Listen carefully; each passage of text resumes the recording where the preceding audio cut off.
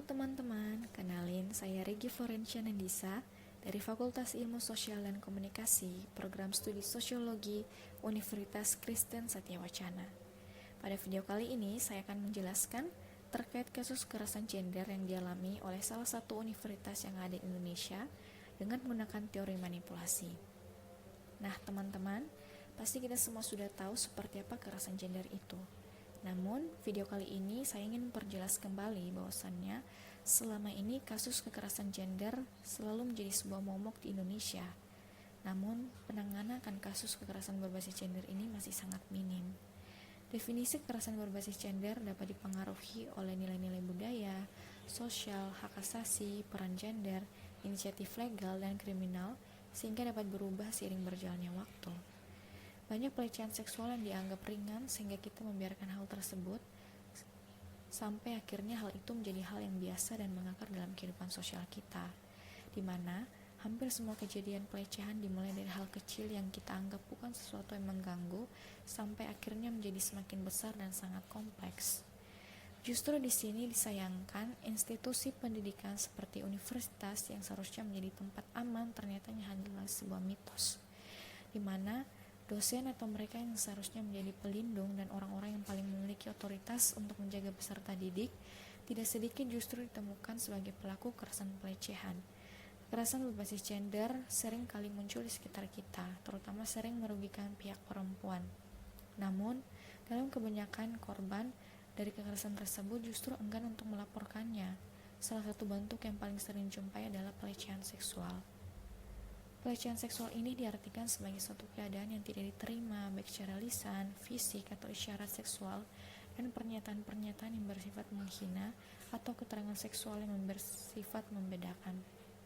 Tindakan yang tidak diinginkan tersebut ternyata bukan saja terjadi di ranah privat saja loh teman-teman, melainkan sudah mengarah pada ruang publik dan dapat berasal dari orang-orang yang dikenal seperti teman-teman di lingkungan pendidikan. Secara umum, kekerasan seksual dapat dibagi menjadi 3 bentuk, yaitu verbal, tertulis, dan tindakan.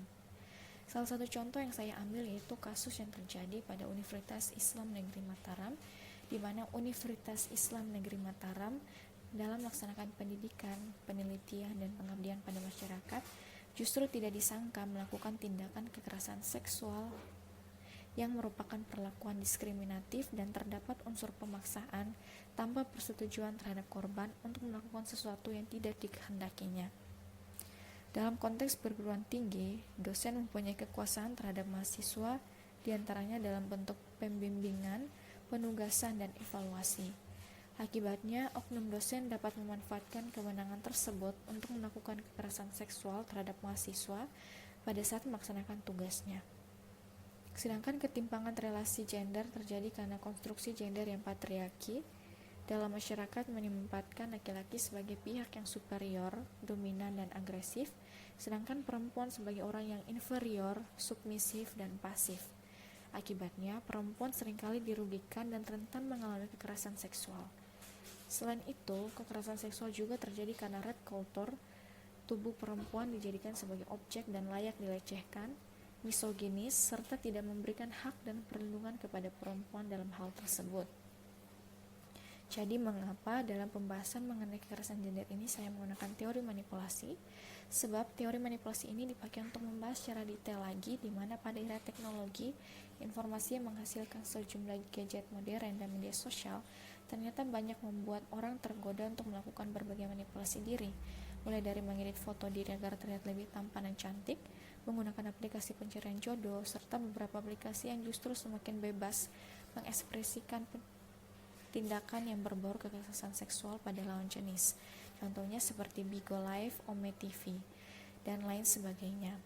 Berfoto di sejumlah tempat liburan mahal dan prestisius untuk mengirim pesan betapa mapannya diri kita, seolah-olah kita adalah pemilik atau konsumen tersebut. Oleh sebab itu, tidak dipungkiri bahwa ukuran keberhasilan dan kesuksesan saat ini ditentukan oleh apa yang kita unggah di media sosial seperti Facebook, Instagram, YouTube, Line, dan WhatsApp. Sekian video pembahasan mengenai tindakan kekerasan dari saya.